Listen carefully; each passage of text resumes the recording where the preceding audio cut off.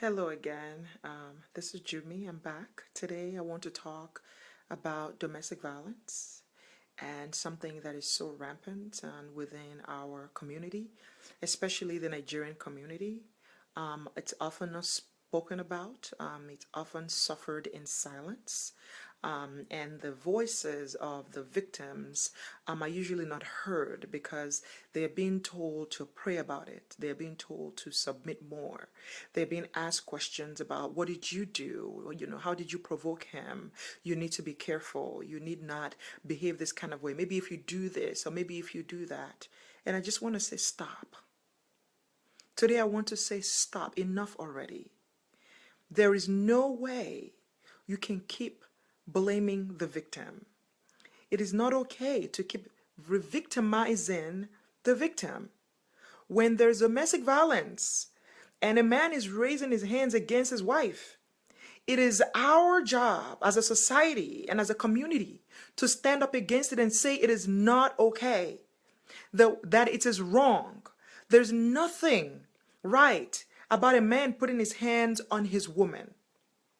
I remember when I was growing up in Nigeria and I would watch traditional marriages, and you hear the elders speak as they hand over the wife's hand to her husband. And they would tell the husband, this is your wife now. She's like your child. If she misbehaves, it is okay to correct her. If she misbehaves, it is okay to, in a way, chastise her. If you need to beat her, to let her know that that is okay. But let me tell you, even as a child, I knew that that statement was wrong. Even as a child, I knew that women are not properties. Your wife is not your child. Marriage is not for children. Marriage is not for babies. Your wife is not your child that needs to be punished and beaten to be put back on the right path. Your wife is not an animal. It's not a dog or a cow that is moving away from the herds and you need to put that cow back in place. Your wife is not a sheep. Your wife is not a goat. Your wife is not an animal. She's a human being, just like you. And I get really tired anytime I hear people tell a woman who is being abused by her husband to submit, to pray more. When we ask her, what did she do? We're asking the wrong questions. We're telling that woman to be silent. And then the worst of it is that when she tries to get away from an abusive man, we tell her to go back. It doesn't make it any better. It actually makes it worse. We need to speak up as leaders in our communities, pastors, elders, our brothers and our sisters. We need to say no more. We need to say no to domestic violence. The men that engage in this kind of behavior need to be punished.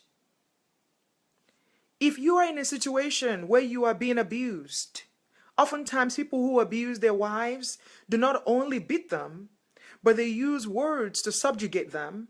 They use words to abuse them. They tell them that they're nothing. They put them down.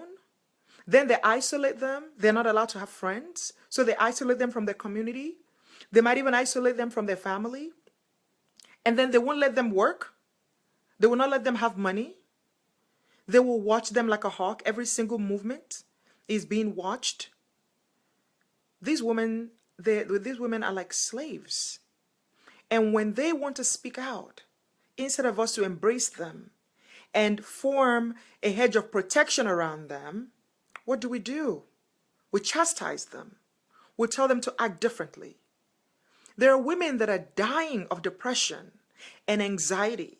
There are women that are trying to commit suicide. There are women that are having high blood pressure. There are women who are in marriages that are destructive, that are hurtful, that are staying there because they feel like they can't get help. Because they feel that the church is going to turn against them. Because they feel like their family will not hear them out. Because they feel like their friends will not be supportive. If you are in a relationship where you're being demeaned, where you're being beaten, let me tell you something. It is not normal. It is not okay. And it is not your fault. That man has issues. He has anger issues. He might even have other issues too, and he needs to get help. Praying for him while you stay in that home is not going to make you any safer. It's not going to make him change. He needs help. And if you're a man and you have a friend or a brother, or if you're the one that, think that it's okay to beat your wife, please let me tell you today that it is not. Your wife is not your child. Your wife is your equal. She's there for you to love and protect and take care of, not to be beaten to a pulp. If there's a problem and you're stressed out, you don't take it out on your wife. She's not something to box and beat up. She's really not. And I want to speak to men.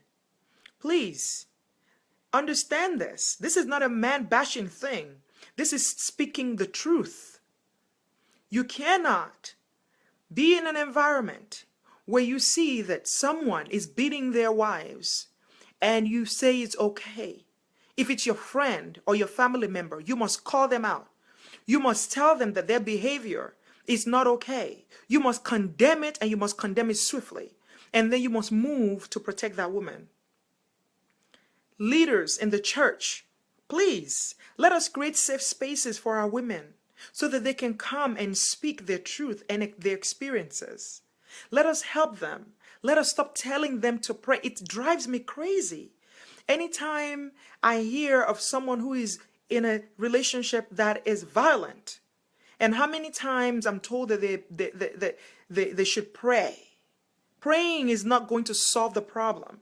Getting them out is. What is the solution? They need a solution now. Not tomorrow. Not prayer. I'm not saying you shouldn't pray. Pray for them. But get them out and get them help.